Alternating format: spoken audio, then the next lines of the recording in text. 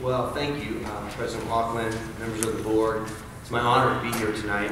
I feel like I got to meet many of you already. So thank you for taking time out of your evening. I know you got families at home, and here you are coming to meet some strange guy getting ready to lead your district. So I appreciate that.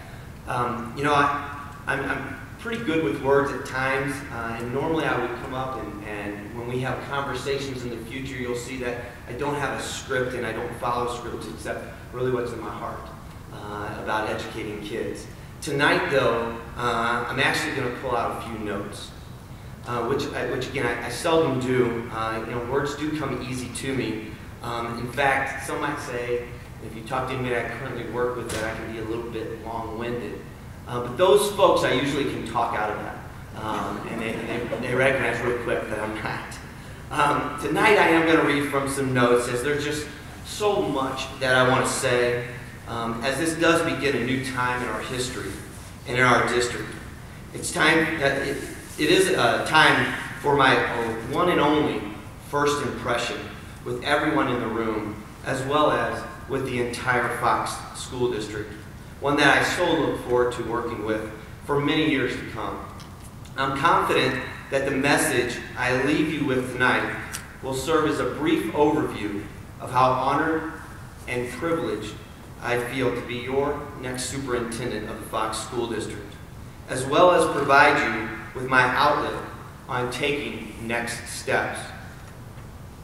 5 days a week, early in the morning, students get up and they roll out of bed to get ready for school. Some may have set their iPhone alarms to wake up. If you're like my family, mom and dad are running down the hallways once, twice, 3 times before we are able to have some success and get our kids up. You all get the picture, but each family begins their day with hope. Hope that their child, their most prized possessions, will be taken care of, cared for, and provided for. That hope is there because Fox has a tradition of excellent teachers and an excellent staff.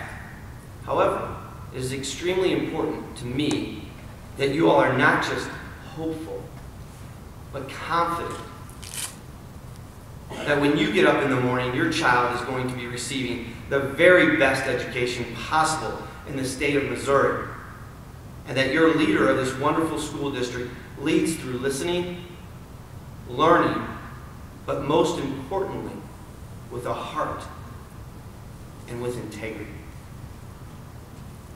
That I lead with a sense of fairness where all decisions are vetted through one question: does this decision support our students and their learning? As I thought about what I wanted to say tonight, one book kept speaking to me.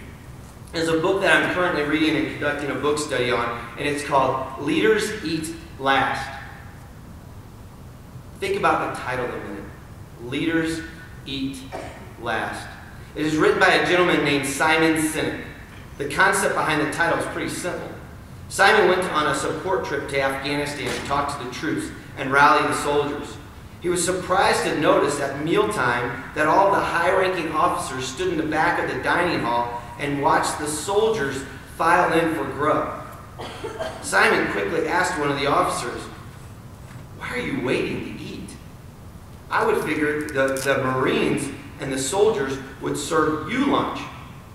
Simon was shocked by the Lieutenant General's comments. He made mention of these boys putting their life on the line for all of us, and that if anyone deserved to eat first, it was the ones in the trenches. That story, more than any other, resonates with me. It has helped me motivate. It has helped me be motivated and helped shape me as a leader. The very first line in the foreword of Simon's book is written by George J. Flynn, a Lieutenant General in the U.S. Marine Corps, and it states, "I know of no case study in history that describes an organization that has been managed out of a crisis. Every single one of them was led." I can promise you as superintendent that we will work together in a unified front keeping our vision on the future of continuing to move forward, conducting ourselves as professionals with integrity and wisdom, and being humble servants of the district. Most importantly, we will always work hard to make smart, sound decisions that are in the best interest of our students. If you would continue to read a few paragraphs down in Leaders Eat Last, it makes reference to the importance of leaders being focused on people, and that incredibly strong organizations start with strong cultures and shared values, and recognize the importance of relationships in accomplishing a mission. Mission. As you know, there's not a company, a business, or a school district that doesn't have a mission statement. In fact, our district, in our district, our mission statement, as everyone knows, to motivate and inspire success, to build a foundation for lifelong learning through achievement, character, and excellence. In the military, their missions are viewed just a little bit differently than most companies, businesses, or even, yes, school districts. But perhaps it's a mindset and a culture we need to strive towards a bit more in public school education. You see, in the military, failing a mission is considered catastrophic. Because when soldiers are carrying out their mission, they understand it's about life and death. And their actions have someone's existence in the palm of their hands. Quite frankly, failure just isn't an option. To motivate and inspire success, to build a foundation for lifelong learning through achievement, character, and excellence. Ladies and gentlemen, it should not be an option. And under my leadership, it will not be. It is my responsibility as a leader of this great school district to value people, create a culture of trust and teamwork, and maintain our focus on our students, their needs, and their accomplishments. It is my personal mission to do things the right way and to take responsibility for the values mentioned above, because failure, again, just isn't an option in my eyes. Failure is catastrophic because we have children's futures in the palms of our hands.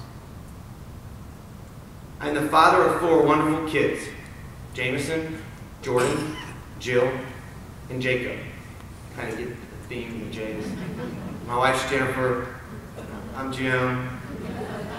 Father-in-law's John, John Jr., Jan, Julie, Jeff. Okay, all right. So you get the idea.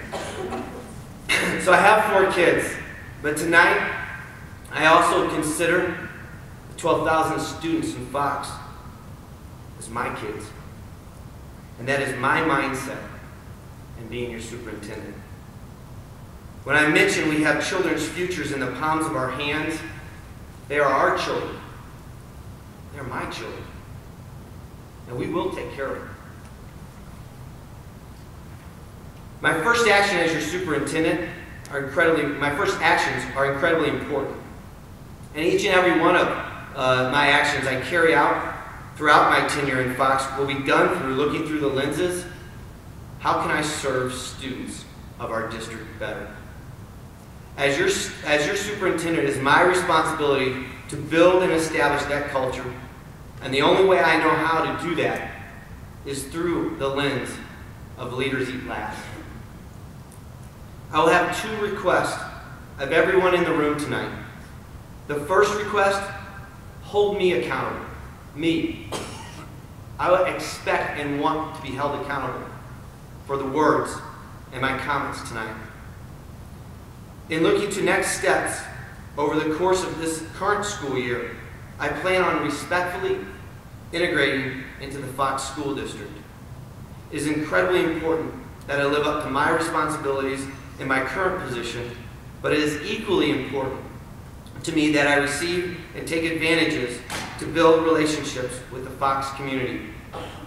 It is my hope that I have opportunities to be in buildings, even this semester, but second semester, and also be invited to and to take part in some important events within the district. I look forward to meeting with individuals within our district and beginning conversations around improvement. I am hopeful I can get a really good sense of where we are as a district so that at the start of the next school year, I can hit the ground running. As we start the 2015-2016 school year, you can expect that I will structure transition events. Some of the events that I'm planning are the following. I'm going to create a transition team. I have parents, students, staff, and I want to create this transition team, right, so that I can check on myself. Am I meeting your needs this first semester as your superintendent? How can I improve to better serve you? I want to have town hall meetings with parents. I want to hear what the strengths of the district, what the concerns of the district are. I want to learn. I want to be in classrooms. I'm committed to trying to get and do my best to get into every classroom next year. Every single one of the classrooms within the first quarter. Yeah, I don't mean late nights.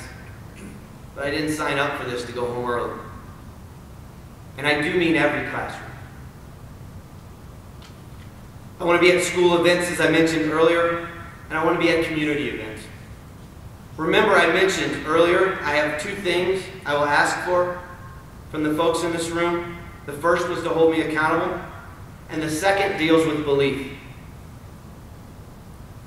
I really believe that in life, emotions do matter. I don't know whoever said that. Hey, take the emotion out of it. How do you do that? I don't know. Emotions do matter.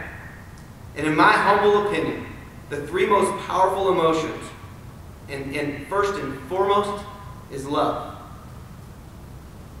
Think about how much you love your kids. Think about the power behind that emotion. Think about how much you love your spouse, family. So love. But if we were able to put love on the shelf just 1 minute and think about, well, what's next? What are the next two most powerful emotions that we as humans experience and have? It would be fear and belief. Far too often we let fear creep in when we have distrust and there are barriers to our relationships. That fear can become contagious and it can rip through any organization. If we allow fear to control us and our actions, guess what? It will. The thing is, and this is the thing that's really cool, we have a choice. We can choose fear, but we also have an equally powerful emotion, one of belief. The actual definition of belief is a state of mind, treated in various disciplines, especially philosophy and psychology, as well as the traditional culture in which a subject regards a thing to be true. Belief, a thing to be true. Ladies and gentlemen, that thing can be true is us in this room, committing ourselves to our students, the patrons of this great district, and striving to make Fox the best possible district we can possibly make it. In order for me to be successful in Fox, I have to believe in myself and the fact that I can do this job. I hope you have heard a humble confidence tonight in me that I do believe I can do this job and do it very well. Secondly, we all need to believe in the idea, the belief in an idea that Fox School District can be the best school district in the state of Missouri. And why stop there? The last element of belief is where I need help from you. Second thing, right? Accountability. And this is the second thing where I need help from you. I need you to believe in me. Believe in my heart, believe in my sense of integrity, and my want to simply do the right thing. I realize this will take time, and hopefully you've heard tonight that I do have a plan of action to get to know all of you and to build relationships with our community. I want to leave you with one final thought tonight. It is actually the words of John Quincy Adams. I told you I was a little long-winded. He describes his views on leadership. If your actions inspire others to dream more, learn more, do more, and become more, you are a leader. It is my hope that tonight you have believed my words, that we all have learned together, and that we will continue to learn together in our quest to do more and be more as a district on behalf of our students, because you know what? They deserve it. Thank you for the opportunity to lead the Fox School District. I can promise you there will be no one who works harder and cares more than your superintendent. Thank you.